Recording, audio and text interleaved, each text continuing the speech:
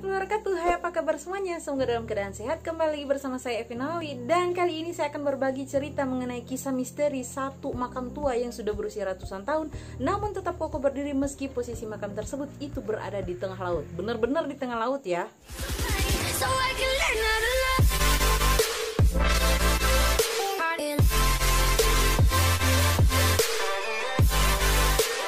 Siapa sosok pemilik makam tersebut, kemudian bagaimana kisah hidup dari pemilik makam tersebut, dan bagaimana kronologisnya sehingga makam tersebut itu bisa berada di tengah laut.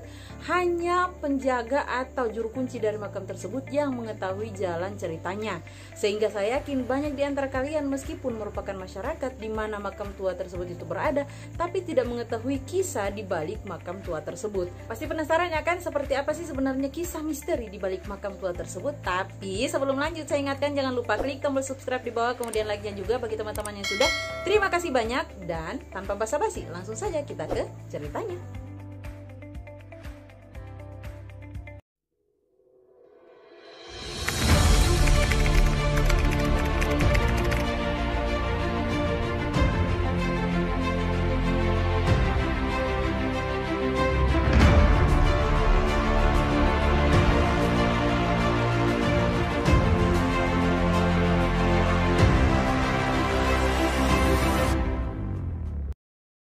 Makam tua ini letaknya berada di Desa Balombong, Kecamatan Peling Tengah, Kabupaten Banggai Kepulauan, Provinsi Sulawesi Tengah. Bagi teman-teman ini yang jarang melakukan perjalanan di area Peling Tengah, itu pasti masih bingung dan bertanya-tanya, bahkan penasaran, adakah benar-benar kuburan atau makam tua itu yang memang dikatakan berada di tengah laut? Nah, kalau kalian penasaran silahkan datang di Desa Balombong, tapi kalau datang ke sana ya permisi dulu ya. Masyarakat setempat itu memberi nama pada makam tersebut dengan sebutan Lalangkai Kubulo atau yang bermakna kuburan seorang lelaki. Jadi cerita ini berawal dari seorang punggawa kerajaan Banggai yang dulunya kerajaan ini itu berada di daerah Kabupaten Banggai Laut atau sekarang menjadi kabupaten tetangga. Punggawa kerajaan tersebut ini memiliki seorang istri yang merupakan anggota kerajaan Banggai juga. Dalam hubungan pernikahan mereka, sang punggawa ini merasa sakit hati, kecewa, atau orang Banggai bilang banoa dengan tindakan yang dilakukan oleh sang istri, di mana pada satu momen sang punggawa ini sedang mencari ikan di laut, kemudian pulang malah mendapati sang istri mengganti atap rumah mereka. Kalau zaman sekarang ya, zaman milenial, itu orang akan berpikir itu masalah biasa karena perempuan zaman sekarang itu bisa melakukan pekerjaan yang dilakukan oleh laki-laki. Tapi itu tidak berlaku pada zaman dahulu ya. Nah, pada saat itu pekerjaan yang merupakan penggantian atap dan mencari nafkah itu merupakan tanggung jawab penuh oleh sang suami dan tidak boleh sekali-sekali dilakukan oleh sang istri. Mengingat juga latar belakang keduanya yang merupakan seorang punggawa kerajaan dan anggota kerajaan.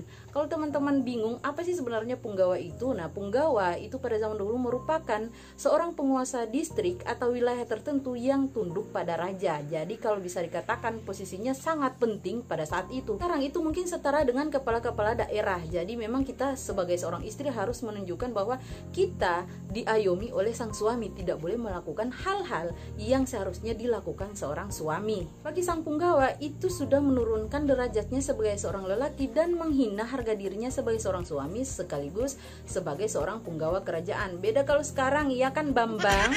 Nah, sekarang kalau Maimunah melakukan pekerjaanmu itu Bambang pada happy-happy dan berdoa, terima kasih Tuhan engkau memberikan aku istri yang soleha. Bambang, kalau nggak bisa bikin pekerjaan perempuan, mendingan ganti profesi. Karena kekecewaan dan sakit hatinya, sang punggawa ini kemudian meninggalkan kerajaan Banggai dan sang istri. Beliau kemudian menyeberang ke pulau seberang yang sekarang ini sudah menjadi daerah Banggai Kepulauan. Nah, pada saat pertama kali menginjakan kaki di daerah Banggai Kepulauan, sang punggawa ini sampai di satu daerah yang kita kenal dengan Desa Apal. Tapi pada saat sampai beliau di Desa Apal, dia masih bisa melihat pulau yang di sebelah itu, jadi dia masih bisa nampak kerajaan Banggai. Nah, kemudian dari Desa Apal dia kemudian pindah di Desa Ambelang. Nah, di situ juga ketika dia berada di ketinggian dari Desa Ambelang, dia masih bisa melihat kerajaan Banggai di depannya. Nah, setelah itu dia pindah lagi. Nah, pindah lagi di satu lokasi di mana dia sama sekali tidak bisa melihat kerajaan Banggai dan posisi desa tersebut itu adalah Desa Balombong. Beliau pun memutuskan untuk tinggal dan menetap di Desa Balombong. Untuk tepatnya tahun berapa beliau itu sampai di Desa Balombong dan menetap tidak ada yang tahu pasti, cuman merujuk di terbentuknya atau adanya Desa Balombong itu di tahun 1885, maka bisa dipastikan bahwa sebelum tahun tersebut itu Sang Punggawa sudah ada di Desa Balombong. Meski pada saat Sang Punggawa itu sampai di Desa Balombong bukan merupakan garis keturunan atau penduduk asli dari Desa Balombong, karena sudah ada memang masyarakat atau beberapa orang penduduk yang tinggal di Desa Balombong yang merupakan warga atau masyarakat Desa Balombong asli. Jadi Sang Punggawa ini termasuk orang ketiga yang menempati Desa Balombong pada saat itu. Selama beliau itu menetap di Desa Balombong ini, beliau memang Sang Punggawa ini tidak pernah menikah lagi, hanya mendedikasikan dirinya itu kehidupannya memang semata-mata untuk perkembangan Desa Balombong. Nah, karena pada saat itu ya, melihat latar belakang beliau ini merupakan seorang punggawa kerajaan, bahkan tidak sembarang orang pada saat itu diangkat bisa menjadi seorang punggawa kerajaan. Hanya orang-orang khusus yang memiliki garis keturunan atau memiliki kesaktian atau keistimewaan tersendiri yang bisa diangkat atau dijadikan sebagai seorang punggawa kerajaan. Nah, melihat latar belakang beliau ini yang merupakan seorang punggawa kerajaan, maka secara otomatis beliau dituakan di daerah atau di Desa Balombong pada saat itu. Dan selama beliau tinggal di Desa Balombong ini tidak pernah diketahui kalau beliau ini pulang atau pergi ke kerajaan Banggai dan bertemu sang istri hingga beliau meninggal di Desa Balombong tersebut. Pada saat meninggal, Sang Punggawa ini kemudian dikuburkan oleh warga masyarakat Desa Balombong itu tepat di depan rumah Sang Punggawa tersebut.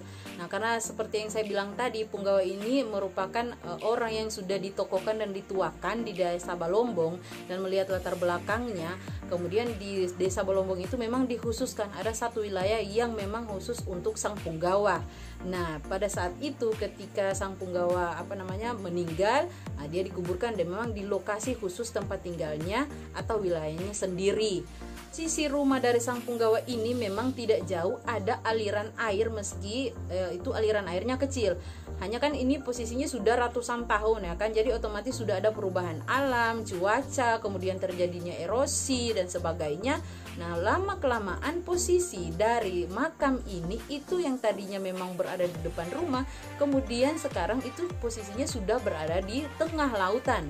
Nah, karena mengingat status dari Sang Punggawa ini, masyarakat pada saat itu memang menguburkan Sang Punggawa ini dengan kondisi makam yang memang tinggi menjulang, meskipun itu bukan tinggi menjulang sampai ke langit, tidak juga ya, tapi memang tinggi di atas rata-rata makam pada umumnya. Nah, jadi meskipun cuma susunan-susunan batu pada saat itu, tapi memang posisinya sudah tinggi memang sendirinya, dan makam itu hanya dimakamkan sendiri karena memang lokasi pemakaman tersebut itu dikhususkan wilayah tempat tinggal dari Sang Punggawa tadi. Si makam ini kan sudah tinggi memang, jadi meskipun misalnya dia sudah berada di tengah laut, itu pada saat air dalam keadaan pasang, posisi makam tersebut itu tertutupi memang karena memang setinggi itu, karena memang posisinya berada di tengah laut, bukan berada di bibir pantai. Jadi kalau air pasang itu yang kelihatan cuman ujung batu nisannya saja. Epiknya lagi, meskipun posisi dari makam tersebut itu yang seperti saya bilang tadi cuma susunan-susunan batu saja dan tanah, tapi tidak pernah kondisi makam tersebut itu terbongkar atau sampai tergali. Maksudnya kan ini sudah mengalami erosi ya kan, mau dan tidak mau kan ada pengikisan, tapi makam tersebut itu tidak pernah goyah seperti perasaanmu kepada dirinya yang tidak bisa move on sekalipun kamu ditinggalkan dengan orang lain pas sayang-sayangnya. Kan ini kalau teman-teman masih ingat kejadian gempa di tahun 2000 di mana Bangkep itu mengalami kerusakan parah dan bahkan sebagian wilayah dari daerah Banggai Kepulauan itu mengalami tsunami, tapi makam tersebut itu masih tetap kokoh berdiri. Hanya saja memang pada saat itu di tahun 2001 pemerintah desa setempat itu kemudian karena mengkhawatirkan jangan sampai misalnya ada gempa lagi kemudian takut terbongkar, nah pemerintah kemudian mengusulkan dan melakukan perbaikan makam hanya dengan menambahkan semen saja. Jadi tanpa merubah posisi makam tersebut, itu hanya ditambahkan semen saja untuk lebih memperkokoh di tahun 2001. Pikir-pikir ya kan, makam tersebut ini kalau misalnya sudah berusia ratusan tahun, ya bayangkan saja misalnya dari tahun 1800-an ya kan, sampai saat tahun 2000 itu tidak ada misalnya pengikisan, kemudian adanya misalnya tulang belulang keluar kan, biasa kalau di daerah-daerah lain kita itu mendapati misalnya peninggalan-peninggalan tulang belulang dan sebagainya. Itu mungkin karena pada saat itu di tempat itu memang adanya makam yang sudah lama.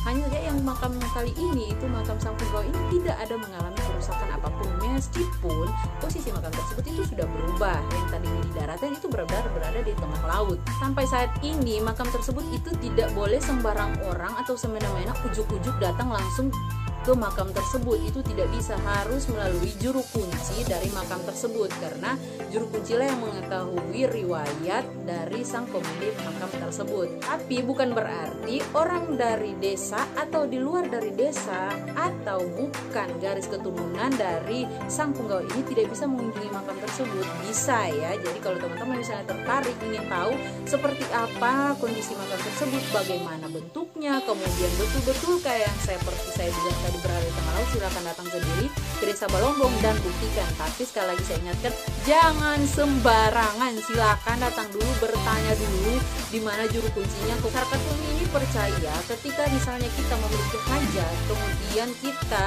ingin berdoa atau ziarah di makam tersebut dan menyampaikan keinginan, bukan berarti kita meminta dari sang pemilik makam tersebut ya kan, si Sang Punggawa ini. Cuma maksudnya kita berdoa di situ, mengajarkan, karena seperti yang saya bilang tadi, karena posisi Sang Punggawa ini merupakan orang yang sudah ditokohkan, kemudian merupakan orang yang sudah dianggap menjadi orang tua di situ, maka masyarakat atau orang dari luar Desa Balombong ini bisa datang ke situ kemudian berdoa di situ. Nah, ini bisa saja nazar yang kalian inginkan itu masyarakat percaya bisa tercapai ketika kalian misalnya mengunjungi makam tersebut. Sekali lagi dengan bantuan tentunya dari sang juru kunci. Ini itu sudah dikeramatkan dan menjadi situs budaya oleh masyarakat atau pemerintahan setempat. Jadi seperti yang saya katakan tadi, ketika teman-teman datang ke situ, itu ada beberapa pantangan tidak boleh teman-teman lakukan, karena percaya dan tidak percaya ketika kalian melanggar pantangan-pantangan tersebut, karmanya instan, dan itu akan mendapatkan musibah dan kesialan pada saat itu juga. Ini ada satu cerita dan ini merupakan bukti, bukan cuma satu kali tapi beberapa kali. Ini yang saya masih sempat ingat kemarin pada saat saya melakukan wawancara dengan sang juru kunci. Ini ada satu kejadian yang merupakan juga keluarga dari sang juru kunci ini yang memang agak tidak percaya, bukan agak tidak percaya, memang tidak percaya, kan namanya orang ada pro dan kontra kalau masalah seperti ini. Percaya, ada yang percaya, ada pun dengan yang tidak. Nah, pada saat itu sang keluarga ini itu pergi mengambil pasir yang berada tidak jauh dari lokasi makam tersebut gitu. Jadi karena beliau itu tidak meyakini dengan apapun itu, kalau misalnya orang bilang syarat-syaratnya itu atau pantangan-pantangan yang seperti saya bilang tadi, beliau kemudian mengambil pasir yang berada di lokasi tidak jauh dari makam tersebut, yang kalau misalnya dihitung pasir tersebut itu merupakan wilayah di mana dahulunya merupakan tempat tinggal dari Sang Punggawa ini. Nah, ketika beliau ini mengambil pasir, si orang ini mengambil pasir di lokasi tersebut, itu pulanglah ke rumah. Pulang ke rumah pada saat itu juga beliau itu langsung hilang pendengaran dan tidak bisa mendengarkan apa-apa di sekitar. Sampai ini keluarga di dalam rumah bingung, ada apa gitu. Kemudian tiba-tiba jadi linglung, kemudian hilang pendengaran. Itu nanti disyaratkan oleh sang juru kunci sehingga bisa kembali normal. Jadi teman-teman ini jangan sekali-kali ya, saya tidak sarankan, jangan sekali-kali menunjukkan kebolehan ya ketika kalian berkunjung di tempat-tempat seperti ini. Nama asli dari Sang Punggawa ini memang sengaja tidak disebutkan karena ini merupakan pantangan juga. Bahkan nama dari Sang Punggawa ini hanya diketahui oleh sang juru kunci saja. Jadi kalau teman-teman itu mau cari tahu siapa, itu tidak akan pernah bisa kita ketahui, hanya memang juru kuncinya saja dan keturunannya yang tahu gitu. Nama sebutan seperti yang saya sebutkan tadi di awal, kalau untuk penyebutan dari Sang Punggawa ini hanya dikenal dengan sebutan Lalangkai saja.